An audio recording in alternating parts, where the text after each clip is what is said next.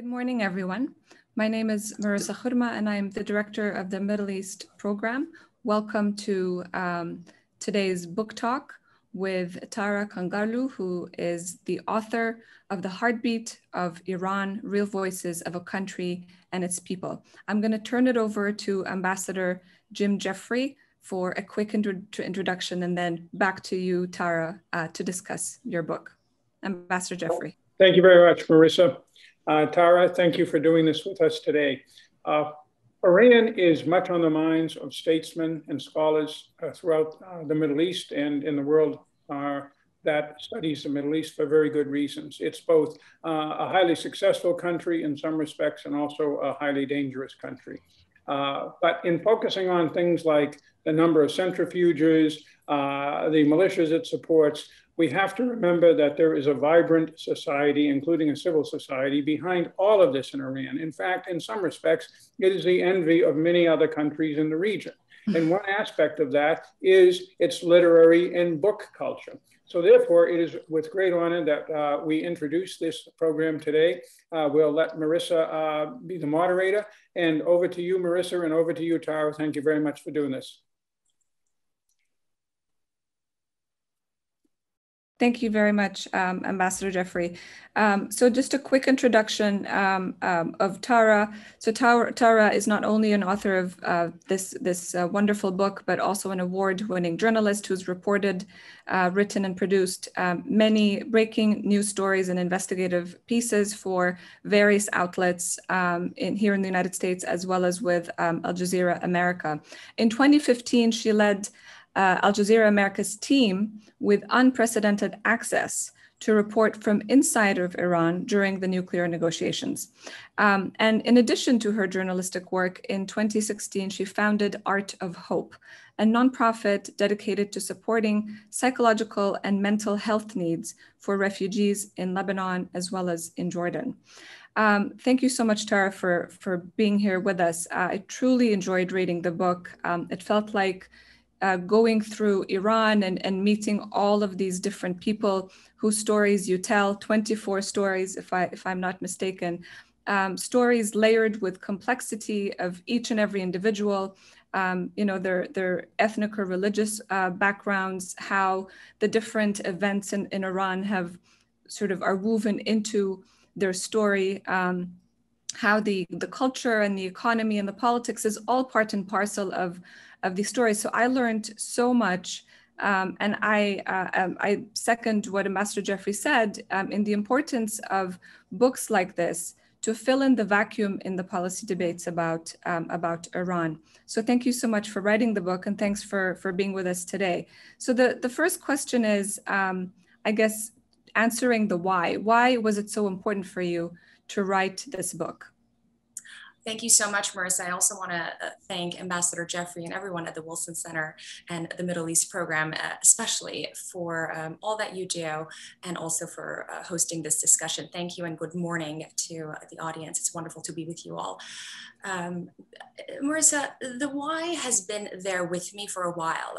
As you mentioned, I started my career doing investigative reporting at NBC in Los Angeles, and I immediately was immersed in this sort of mainstream news storytelling in the US. And throughout that journey, I realized that there's this missing narrative when it comes to Iran. I realized that the dominant narrative for the average Americans and also even folks in the media are things such as the hostage crisis, Not Without My Daughter, Argo 300, and pretty much these types of productions that are out there. And there are many valid stories that are worth telling, right? But not necessarily tell the entire story. And so for me, I always saw this void in talking about the Iranian people independent of the government, independent of the regime, because there's a distinction. As Ambassador Jeffrey mentioned, there is a vibrant civil society in this country that is worth talking about and discussing. And I keep mentioning that Iran is a country that's made up of 80 million human beings, not 80 million nuclear head. And there's a distinction right there. And for me, it was the right time to take a break right around 2016, 2017 to do this book, just because I thought telling these human stories in tandem to the political discussion that exists would be a contribution to the overall understanding of the American people and Westerners toward Iran.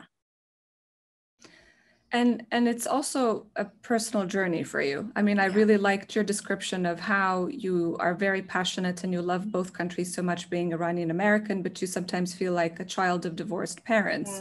So talk to us a little bit about this sort of personal push to do this book. Absolutely. I think, Marissa, this was the first time I could maybe talk a little bit about my personal experience, because the journalists were in the room, the story's never about us. It's about other people. And I keep that motto very close to my heart. But in the book, I was able to kind of talk about my personal experience. I was born an American citizen because my parents moved to the States in the early 70s, late 60s. So I was always a dual citizen. I had one foot in the US, one foot in Iran. I grew up in Iran and I lived there until I was, 16, 17, and moved to the States in my late teens, went to high school here. And Marissa, in that journey, I always found that I have to explain myself. I always have to try to prove my identity, try to unpack where I come from, unpack why my sandwich is different than another kid's sandwich in high school, why, I talk like this, why this. And on top of that, the idea that Iran, again, my home country, my birth country, is seen through this very vilified lens was quite daunting, and exhausting to defend. So I always found myself as this sort of defender of, no, we're the people, we're different, right? And that's the government. And so it was with me all the time. And in that journey and in that sort of fight for proving my identity, I realized that if only people know each other through the sort of human perspectives, through their human connections, the differences would be resolved much sooner than anticipated. And also, I want to add this other point about narrative and the void that I was alluding to earlier.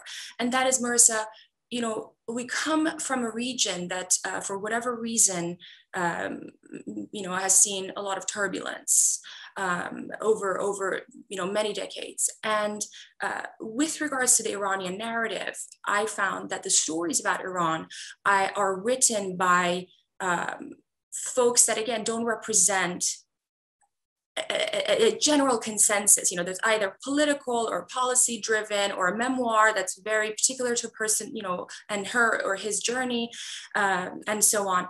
And I fundamentally believe that if you don't tell your own story, someone else will tell that story for you. And that may not necessarily be one that's accurate, nor one that you like. So I thought that's perhaps important to infuse a little bit of my journey and this quest for identity and this distinction between the Iranian people and the government in this book. Yeah, this is so very important, the issue of sort of owning your story, and then connecting, I guess, with the people of Iran through storytelling. These 24 Iranians that you feature have, I guess, if you remove the ethnic and religious sort of affiliations, they are all at the end stories of struggle and many stories of hope. And I think that that's absolutely the missing piece from the larger narrative, in particularly in the United States, but in the West as well. And it's not unique to Iran. It's very much a feature of the Middle East as well. So I want us I want you to sort of take us through this book, and to also encourage the readers the listeners to pick it up and read it for themselves. So there were a couple of stories that I was struck by. I think one in particular was of Rabbi Harav Yehuda, who is I guess the only academically trained rabbi in Iran. Western, yes, yes. Yes, Western, right. And I was struck by the fact that he had a very strong Iranian identity, but also studied in Israel. And that was an interesting experience. And then you explained that actually many people do not know that the Jews in Iran actually do go to Israel for pilgrimage and to study. So can you tell us a little bit more about Rabbi Yehuda? Absolutely. Telling Rabbi Yehuda Gerami's story was quite interesting because, he's a young rabbi in his now late 30s who was educated in Israel, was educated in Baltimore, actually, who chose to go back to Iran. So for me, that journey and that story was important. Why did he go back to Iran? Because clearly he can live in the United States. He can live anywhere.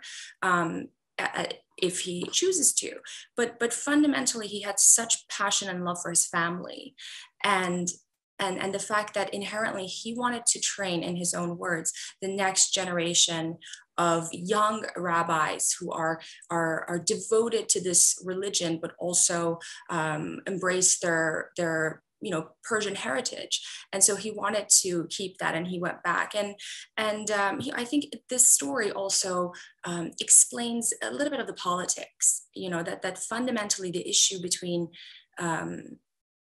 the issue with the, for the Jewish Iranians inside Iran, it's about religion and not politics. And there's a distinction. And as you know, and as many people may know in the audience, that Iran actually is home to the largest number of Jewish people in the Middle East outside of Israel. And of course, those numbers have dwindled, since the revolution. There's no question in that. And I actually talk about this.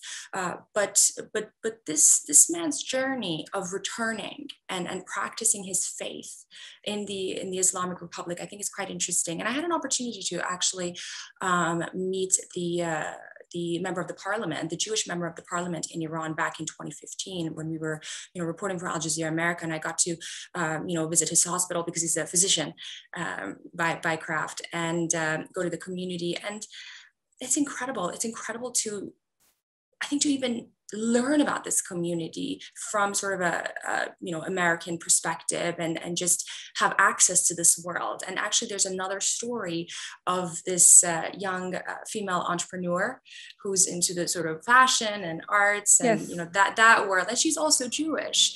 Yeah. And in that story I walk our readers into the old communities, into the neighborhood, and really give a historic sense of what things were like. Because Marissa, I think for many Americans, unfortunately, Iran and Iranian history begins at 1979. Yeah.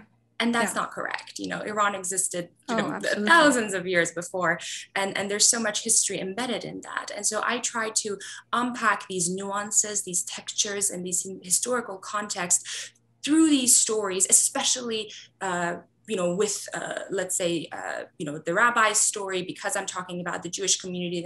Then we have a story about this wonderful Armenian gentleman, the Christian community in Iran, and so on and so forth. So, right. Yes. And the Azeris and the Zoroastrians, and and this is absolutely a very sort of simple yet powerful way to get to know the country and the history, the culture, but also understand the politics, as we were chatting earlier. Absolutely. Before we kicked off about, I think it was the artist and calligrapher whose story is very much a story of of how the Iran-Iraq War had affected just people in Iran. And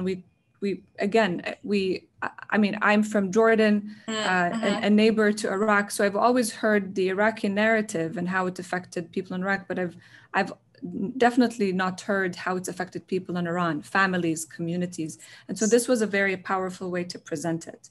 Thank you. And thank you for bringing up Khalil Kuiki's story, Marissa, because that's a particularly important story to me. And I want to share this with your audience before I get to this story. The way I wrote this book, I tried to write multiple books in one book. I tried to present Iran within Iran, if that makes sense. You get so much culture and politics within this package of humanized storytelling. So with Khalil's story, you don't only hear about this incredibly talented artists whose inspiration come from, Rumi and Hafiz poetry, brilliant Persian poets, but rather his time in Qasr Shirin, a small city bordering Iraq that he as a child used to spend so much time in and witness the brutality and the loss. And that grief inherently remained with this man who's now, in his late 50s. And what that did to this person as a human being, as an Iranian, as an artist. And I remember in the story, because I was really touched by his journey, I asked him, I said, because he lives in Tehran right now, and I asked him, I said, would you ever want to go back to Qasr Shirin? Because he still has such profound love for that small town. And he said, what can I do? What do I have to offer to my village, to my city? I have nothing. I'm an artist. My art is meaningless there. It can't bring people food. It can't bring people the daily necessities. What am I worth for the people there? And that's telling. Wow. That someone's so capable and so incredible and so passionate about his town and city of birth feels helpless. Even though he's an incredible artist. And then he said, my brother is a physician, but he chose to go back. So he's a doctor and he can contribute. And like you mentioned, in all these stories, there's so much emotion unpacked and struggles and challenges. But on top of that, you can see the resilience of people. And that's really what I tried to capture, the dichotomy, that despite the darkness, somehow people have found light. And Marissa, I also want to, for the audience who are listening, I mean, this is not a rosy picture of Iran. This is not sort of, oh, absolutely not. No. Sort of feel good. These are the people, everything's great kind of book. It's really a humanized story that unpacks universal emotions, universal challenges, universal values that I hope would build bridges between people and their connections and their emotions and feelings to one another. Yeah, no, absolutely. There were, like you said, those are human struggles, stories of both challenge and hope, and I bet as more and more people read your book, and I guess you get to talk more about these different people and communities that people will start to see things differently. You mentioned Rumi and Hafiz, and I remember hearing an American policymaker at some point mentioning in a speech that was a few years ago that Rumi is one of the most quoted poets in America.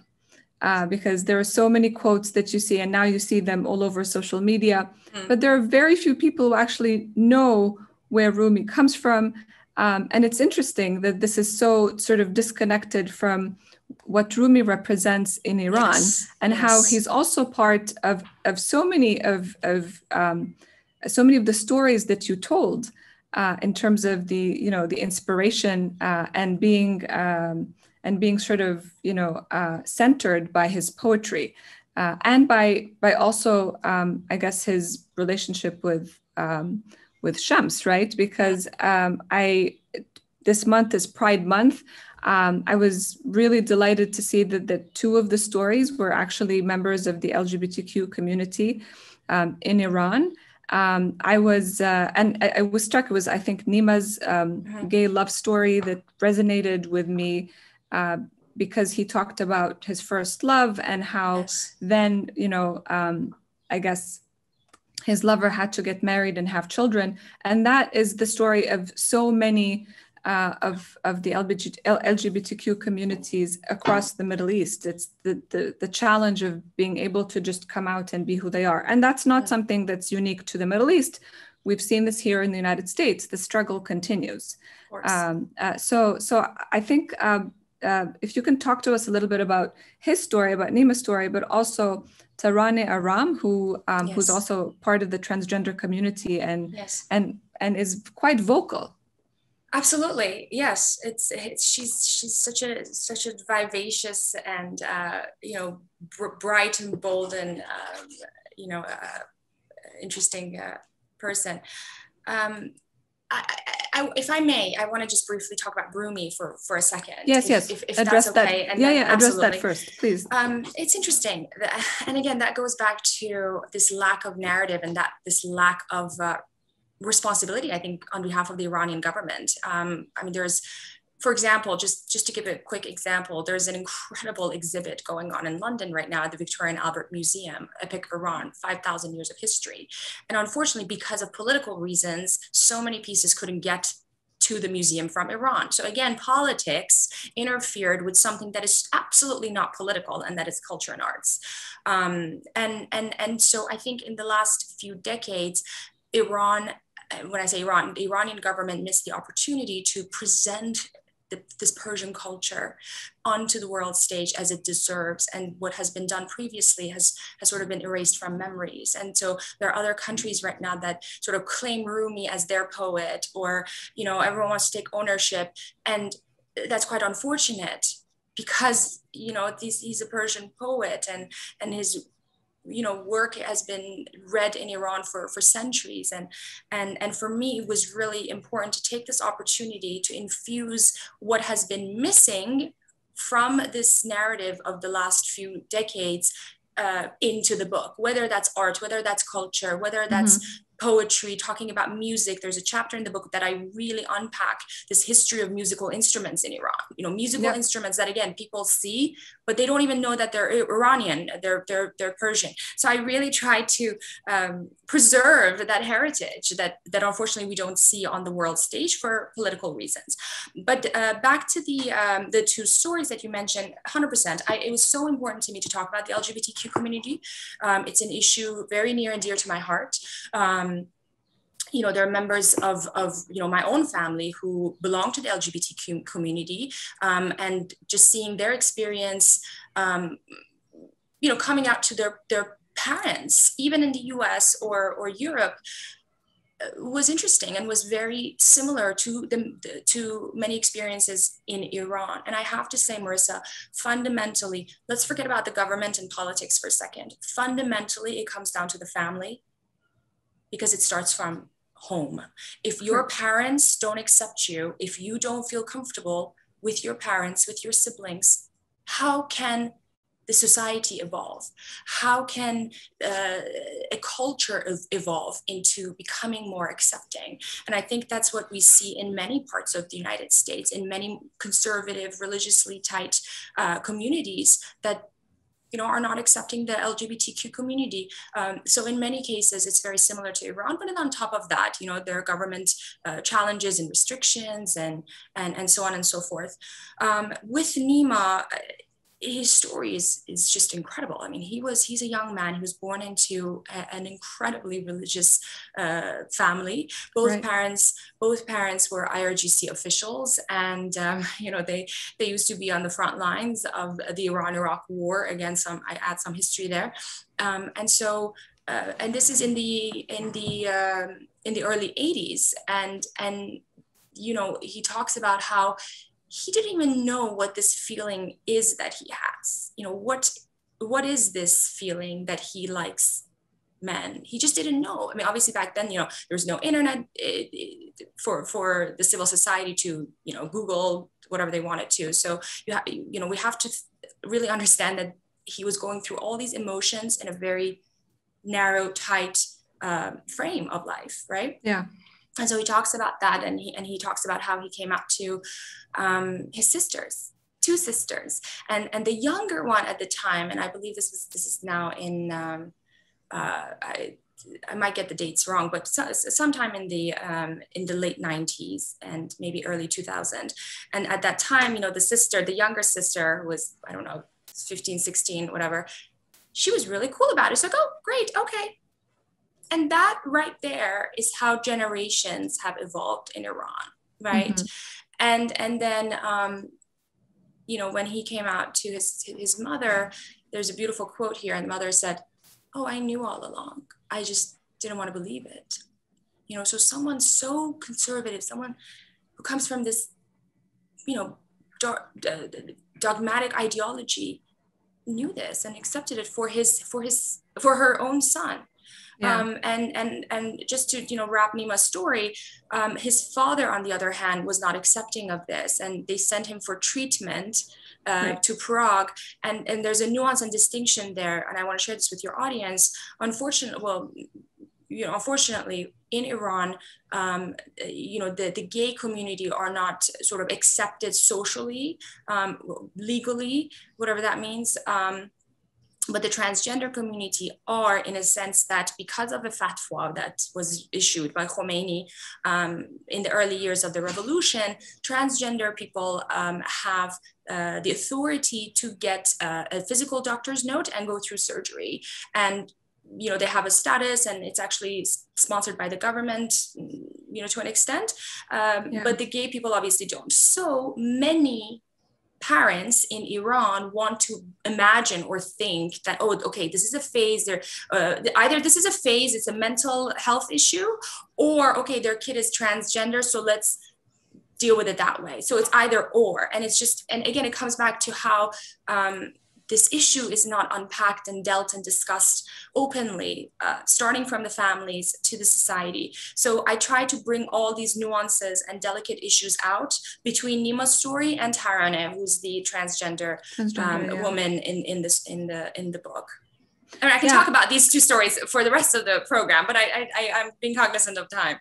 Yeah, no, I really wanted to bring them up, particularly that we're commemorating, Pride Month this month. I was really struck by the complexity of both stories, and understanding sort of as you said, the restrictions, but also how they continue on with their life, and they choose to stay in Iran regardless of opportunities to leave.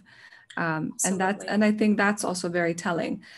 So I want to sort of now inject a very important voice into the conversation that you've highlighted through so many different features, and that's the voices of women, the women of Iran. So you kick it off with Huraya, right? Yes. Who is an Azeri woman, has lived for 9 decades. I don't know if she's still with us, but it would be amazing if she still is.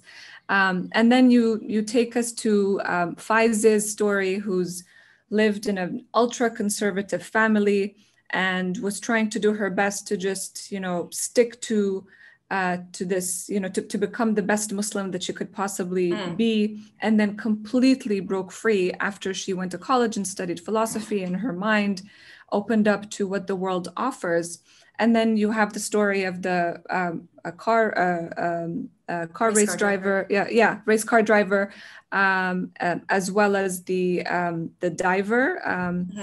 I'm trying to remember her name. I have all of these written in my No, it's okay. So there's so many different women here, and I thought, there are these women are so different, but they also have so many, sort of. There's a common thread there, and I think what I've seen is that in these stories is what I've seen in other parts of the Middle East. It's basically this drive to just continue with what they want to do, and even if it means that they're going to be seen like rebels, because that's what they believed in, and everything is basically stacked against them since they're born. So I'd like you to sort of highlight those voices. Absolutely, and thank you for this question. There are a few points that I want to raise before getting into the specifics of the stories. Obviously, the women's story is very important to me, because unlike the stereotype picture that exists in the West, that oftentimes portrays Iranian women as sort of these oppressed victims. Correct. There is a vibrant community of women in Iran who, again, despite all the challenges and oppression and restrictions and everything that's against them, are thriving, are working hard. Some are surviving, some are struggling, in order to do that, but some are also thriving. And there's an importance to move through these nuances and these differences through the society to be able to understand the real status and life of Iranian women. Quite frankly, I think while everyone's story is different, I don't think it's right to look at Iranian women simply as just women who have no agency, who are victims, who are living behind a veil, and are right. slave to an institution or men. I mean, again, I want to emphasize that yes, there are challenges, restrictions, lack of human rights, civil rights on many issues, but at the same time, people are living. They're trying to find ways to rise above these adversities, to rise above these challenges, and those stories are important. And I think if you look at Iran and in the early years of the revolution to where things are now, it's fascinating to see how women sort of made way for themselves in the society despite all the hurdles and challenges, and that's the stories I tell in this book. And I start with the story of Huria. You mentioned she's no longer with us. She passed 2 years ago. And Marissa, I want to share that Huria is actually my grandmother. Oh, wow. Yes. Okay. And I didn't include her story because she's my grandmother. That was not the reason. But I wanted to kick the story off with the love and sacrifice and resilience of Iranian women, especially Iranian mothers, because so much of the strength of Iranian women, especially those in Iran, come from their mothers, the way that mothers pull the family together, the way that mothers make you live life as if you can achieve anything. Iranian mothers are your champion throughout your life, and they're always there for you, and they embed this profound resilience that quite frankly I haven't seen anywhere else in the world, really. And maybe I'm a little bit biased there, but it was something that was very important to me. But also her story captured so much history. She's Absolutely. a woman who saw a World War I, a World War II, a constitutional revolution, a coup, the coup d'etat of 1953, Yeah. and an Islamic revolution. And so she really walks us through sort of the last 100 years of Iran history. And to me, that was important. And I wanted to unpack a woman's story in those different decades and have the reader sort of travel in time and see how things were and where things are now. And I think the ending was quite telling because all her children had left Iran, but Yes. she insisted that she wanted to stay. Why? And that's a journey that so many mothers feel in Iran as their children have left for better futures, predominantly for education purposes and, financial and economic opportunities, work opportunities abroad. These mothers have remained and they continue to be champions. But yes, and we can talk about the other women's stories, but I just wanted to pause right there. Yeah, no, this, well, I'm sorry for your loss, first of all, but I was struck by exactly what you've described, not just with Huria's story, but with others. But I think this was a really nice kickoff to the book because you definitely go through the history of Iran through her own life and the various experiences. But also it brings us back to today in what you described, where families are scattered all over the world. And mostly the young are the ones that leave, the talented youth, the skilled youth that often just want to seek opportunities abroad. But that's not to say that everyone leaves, because clearly you have 80 million Iranians and majority youth. And those are the people that also, they remain, they stay, they inherit business, their parents' businesses, and they want to continue doing what they're doing, even if opportunities come to them. And that's one thing I wanted you to highlight. Why is it that those who stay, regardless of the opportunities, choose to do so? Despite the challenges, because a lot of these people are secular, they do not like the regime, they probably want to see the change, yes. a change, exactly, but they stay regardless. That's a great question, and I think there's so much nuance unpacked there. First of all, there's an undeniable level of brain drain. And many young Iranians are leaving and have left, unfortunately, in the last couple of years, and they continue to do so because right now the situation in Iran is, quite frankly, terrible.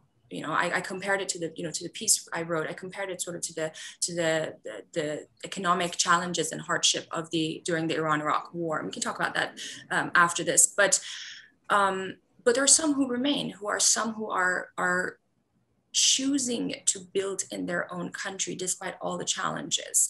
Mm-hmm. And I think so much of that has to do with the family values. So much of that has to do with the identity and that sense of belonging, and the fact that they find it so hard to belong and again prove themselves. I think there's a story in the book of this incredible acting legend, Ali Nasirian. I know we're talking about women, but I want to share this example. He's an actor that worked before the revolution and also after the revolution. He had an opportunity to leave. His children live overseas. He had an opportunity to perform in Europe and the US. And he said, I can do my job in my own country. I'm rooted here. I have my roots here. And you can't pull the roots and expect it to perform the same elsewhere. And in the story of Niku, coming back to women, she's the female diver who along with her husband have built this sort of boutique diving shop in an island in the Persian Gulf. And again, her sister is in the US, she can leave, but they chose to stay, not because they have a lucrative business in a sense that, they make money the way they should. They certainly are not. Iranian rial has, devalued significantly. But she takes pride in what she built.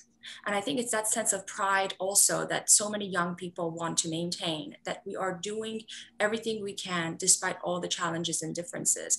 And Marissa, I want to add something, is that by also highlighting these sort of success stories, I'm not trying to, the intention is not to create this spotlight that, oh, see, there are, heroes here, or there are these hero stories here. That's not the intention, but rather,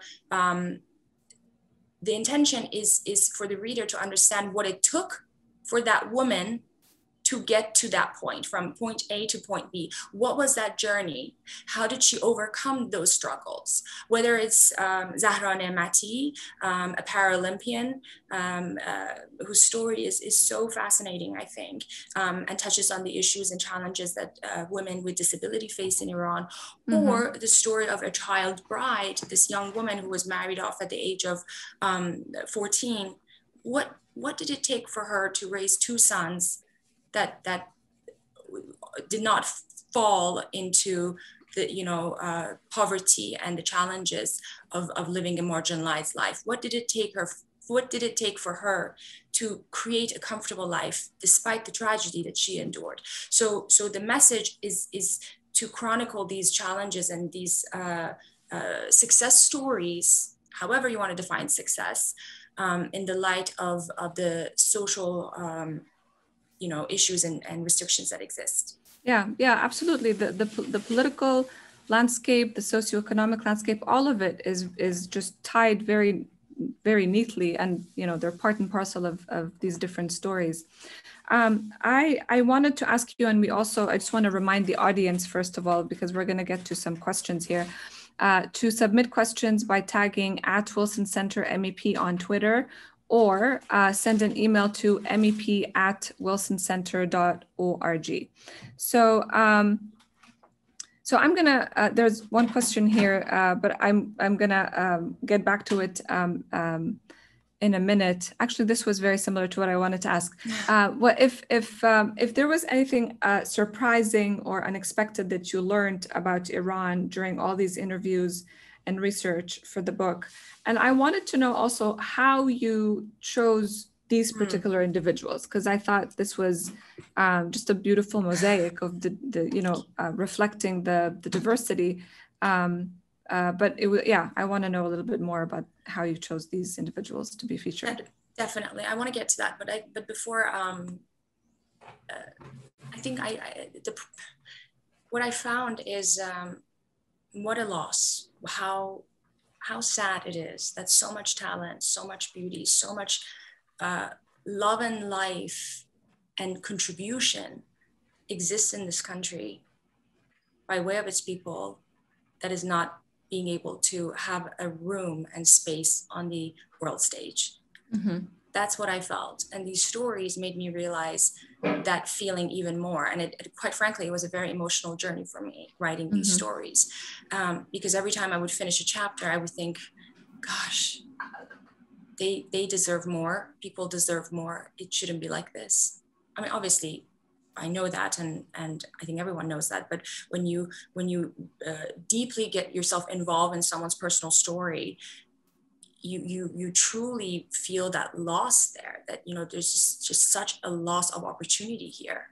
Again, a vibrant nation of 80 million that deserves so much more, and if only given the opportunity, can contribute so much to not just their own country, but the region and the world.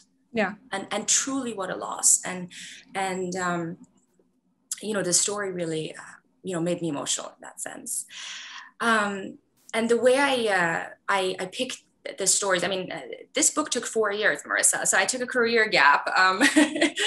I just thought that, I may not be able to contribute as much as a journalist during the, previous administration. And I thought it's a perfect time to take this gap to do this book. It took a long time because you read the book. So the amount of research that has gone into painting all these historic, cultural nuances and textures took quite a lot of time. But the way I picked the characters, again, I grew up in Iran and I know the society front and back. And so there were issues that I knew I wanted to touch on and talk about, issues that, again, are not talked about in mainstream media, and if there are very much insular and just talked about in sound bites, right? And so I think the first step for me was to outline the topics, the issues that I wanted to address, whether it's women's issues, the LGBTQ community, mm-hmm. The impact of sanctions, the economic challenges, sports, challenges that people face with disability, arts, culture, music, religious minorities, ethnic minorities, food, saffron. I have to say this. Yes. Yeah, absolutely. Yeah, the journey all the way to the farm. Yes, that was a. I felt like I was absolutely, right there in the village and in the farm. And that was a really good story too. Thank you. Everybody associates, saffron with Iran, which is a good association. Yes, of course. But I have to say, Marissa, there was a story, I forgot who did this, some publication in the US. They did a story on saffron. And can you imagine that they did not mention Iran? There was no mention of Iran. They mentioned Afghanistan, China, Spain, and there was no mention of Iran. And quite frankly, I found that so offensive because it's as if you talk about pizza and don't mention Italy. And this goes back to the lack of narrative when it comes to Iranians telling their own story. When Iranian saffron is not marketed and available in the US and Europe the way it should be because of sanctions, because of, a host of issues, then what do we expect, right? People don't even know about it. And so for me, it was super important to capture these delicate issues. But yes, back to the question, I just want to make sure I answer it. I picked the topics first. I then created subtopics and sub issues.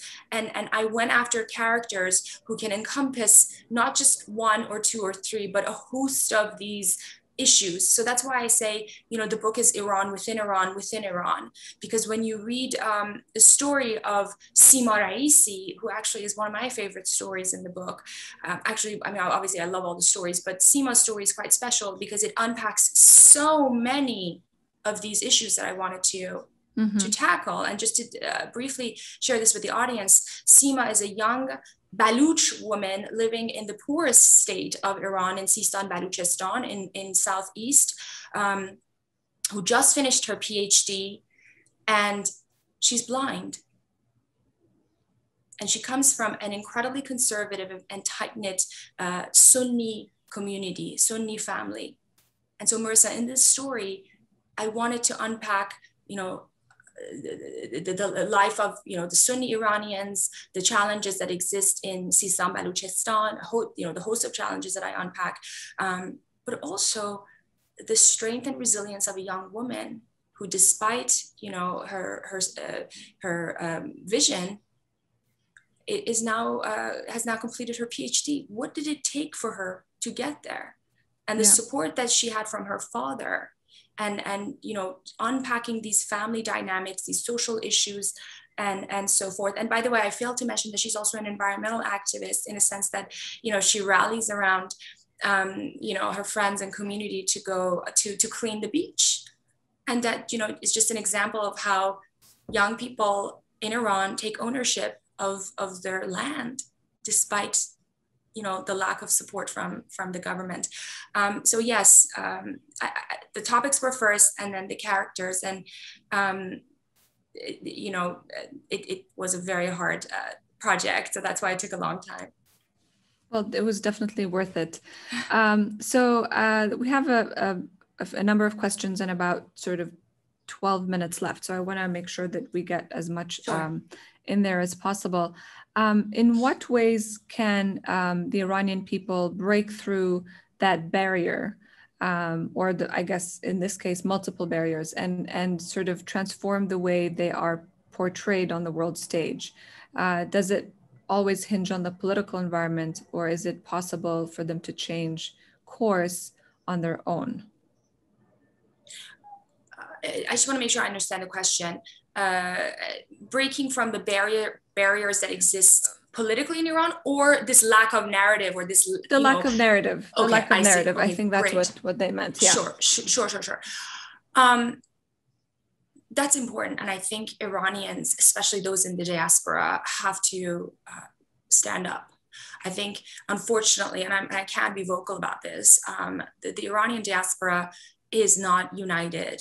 Unfortunately, they're very divided for various reasons. There's so many factions. Everyone has their political agenda. And at the same time, Marissa, because of the challenges that they endured as immigrants, for the longest time, they didn't want to sort of raise their flag. They didn't want to say, we're Iranians. And fundamentally, that there's a challenge right there. The fact that someone who's Iranian chooses to say, oh, I'm Persian, or my parents are Persian. No, I'm Iranian. I'm from Iran, and I'm proud of it. And no, I don't support the government.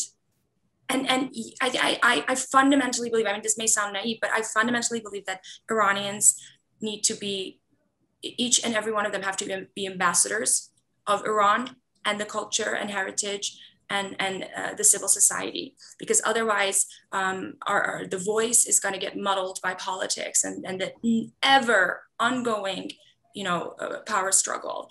So I think there's so much onus on the diaspora, but also I think right now with the internet, Iranian youth are the highest users of users of internet, social media in the region, obviously because of the large population.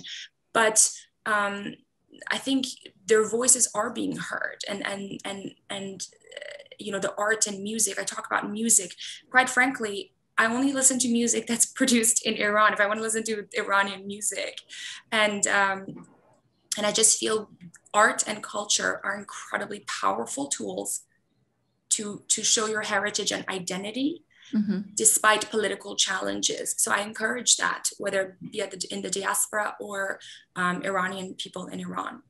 And do you see a shift in the diaspora amongst the younger generation, that they are, proud of their heritage and are trying? I mean, you're doing that. So are there others like you who are also sort of seeking to do the same thing, but through different mediums, perhaps? Marissa, Iranians, whether my generation or my parents' generation, are one of the most successful minorities in the United States. Incredibly successful. I may not be one of them, but when it comes to success, but they're brilliant contributors. to this country. And I think inherently they try to become American by way of giving up their Iranian heritage or background. And I can speak to myself. I think in the United States, you have to give up a little bit of where you came from in order to become American. If that makes sense. And because Iran was always vilified and the memories of Iran were always associated with, the hostage crisis. And again, Iran is only seen through this last 40 years. I think that the parent generation and perhaps my generation were always trying to shy away from embracing that Iranian or Persian heritage. And, but you asked about the younger generation. Quite frankly, I don't know. I don't know the answer, but I think this detachment has perhaps created a young generation that don't know much about Iran today. If we're talking about 16, 17, 18-year-old kids who were born in America, I don't think they know much about Iran, quite frankly. But again, I don't want to speak, collectively to the diaspora. I think more is from my experience. Yeah. Yeah. So you mentioned, a few times sort of the voices of the people and how this political relationship or lack thereof between the United States and Iran affects the people. You even wrote us a piece about how the current change in U.S. administration with the new Biden administration and the unfolding of their Iran policy towards, kickstarting talks with Iran over the nuclear program, how it's being perceived now in Iran. You've talked to a few people. Can you tell us a little bit about whether the Iranians are optimistic that things will change again, or that they're more sort of cautious given the experience of like JCPOA, with the Obama administration, and then basically the Trump administration's maximum pressure policy? Sure. It's interesting because I remember the first time President Obama, won office, Iranians were so excited. The second time they were excited. So, and then Iranians were incredibly in tune with what was happening this last election. And there was this running joke that Iranians were saying that, oh, we learned so much about Wisconsin and we never thought we'd care so much about it. And so the answer to that is yes. Obviously, Iranians and the people of Iran usually like to see voices in Washington that may engage somehow with their country. And that doesn't mean that it's because they support their government. Somehow, in lieu of a possible immediate change in the regime or in the government, they think that their situation might get better. And when you talk to ordinary Iranians, they're always struggling to maintain the status quo. They just don't want the situation to get worse, if that makes sense. They don't want the situation to go backward. They just want to keep it as is, and they don't want it to get worse. And things got really, really bad during the Trump administration.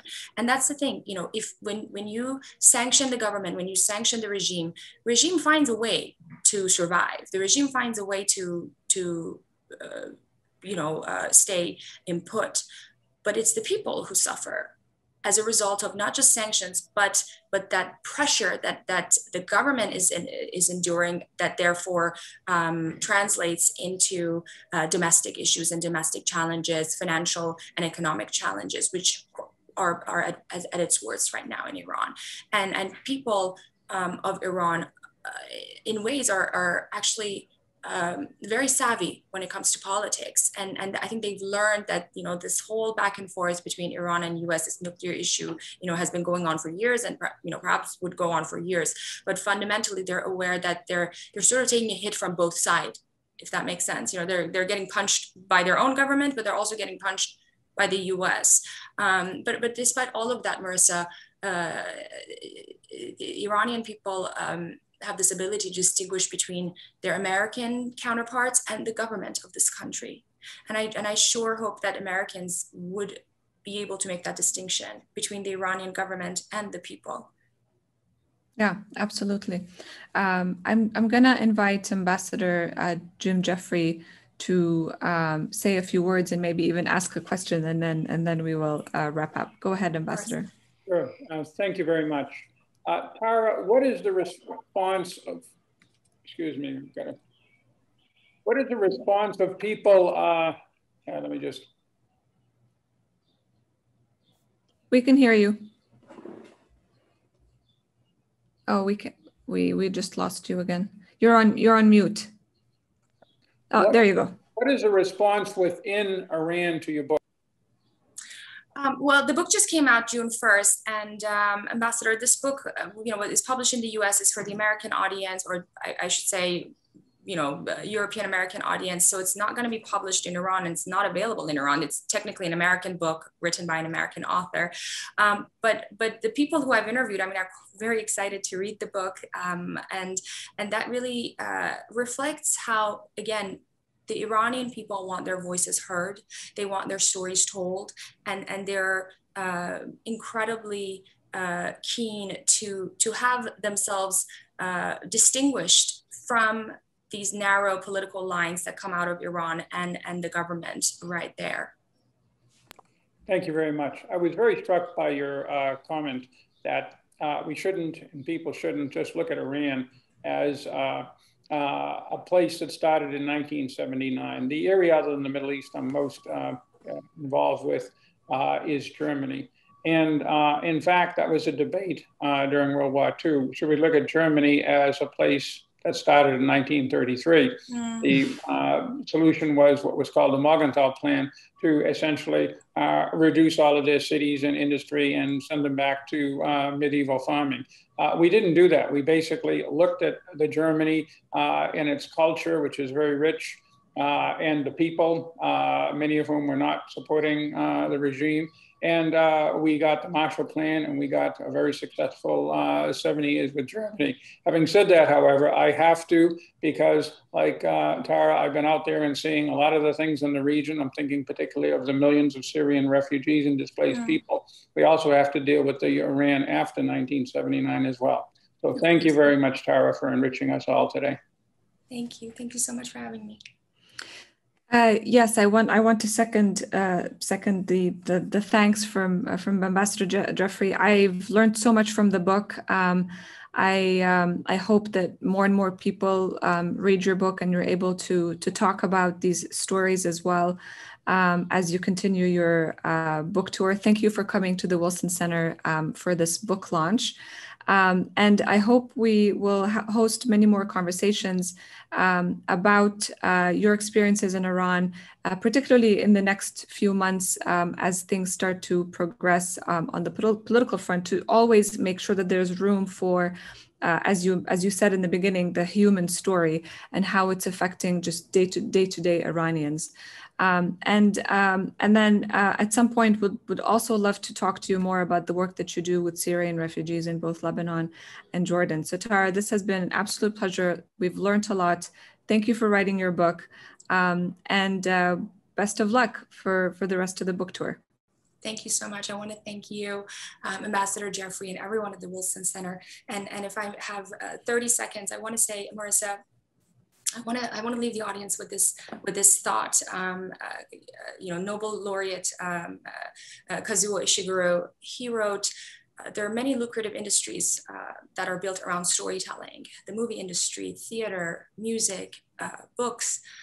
But fundamentally, storytelling and stories are about one person telling another, this is how I feel. Do you feel that too? What does this feel to you? And that's what I try to do with The Heartbeat of Iran, to have my American readers see and feel and hear what things feel to their counterparts in Iran. So thank you for this opportunity. And I look forward to speaking with you all more. Thank you. Thank you so much, Tara. And thanks to all of you for listening and for your questions.